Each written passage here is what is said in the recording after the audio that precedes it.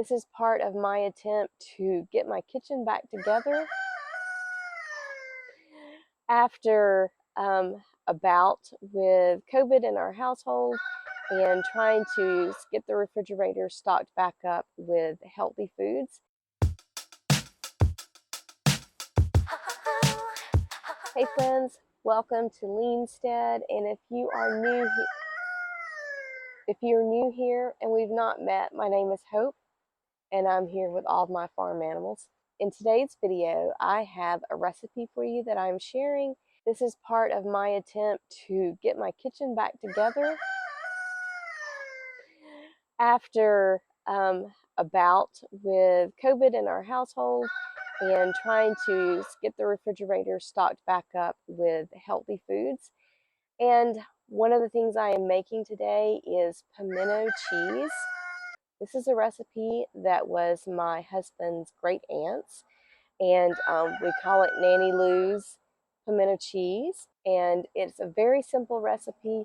I hope you guys enjoy it. So the first thing we're going to do is start out with an 8-ounce block of cheddar cheese. What I prefer to use is the extra sharp, but obviously use whatever you like best. And I'm starting with cutting my cheese up into what is actually 1-ounce cubes. This makes it a little bit easier to use it with my little hand crank shredder or grater, which is what this little contraption is. I love this. It's very easy to use, but obviously you can use any sort of grater or even a food processor if that works for you.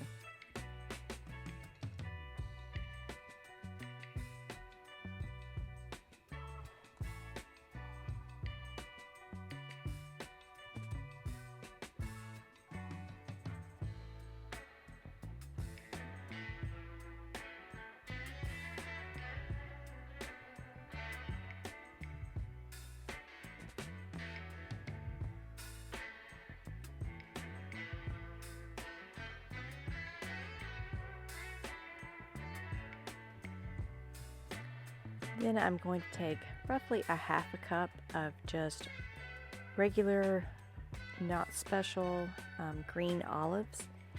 Instead of just using the pimento, which most people would with a pimento cheese recipe, we use the olive that is stuffed with pimentos, and this gives it a really unique, savory taste, and definitely has been a favorite in our family for a long time.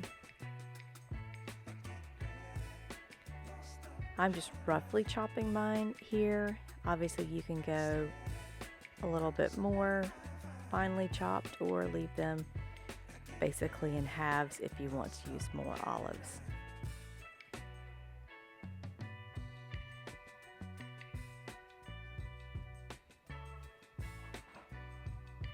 Then I'm going to add about a tablespoon of spicy brown mustard, or whatever your preference is, and a quarter cup of, I'm using homemade mayo here, but you can use store-bought if that is what you have on hand. And then you're just going to mix that until everything is all blended together. If it comes out a little on the dry side, then you can come back and add a little bit of that olive brine from the jar. Here I've added probably about 2 teaspoons total.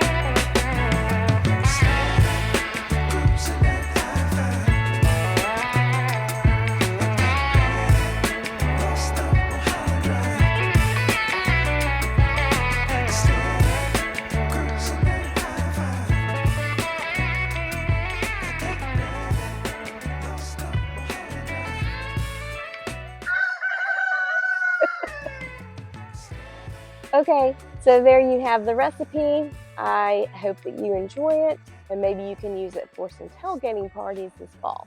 That's all I have for you today, guys. Until the next video, happy fasting.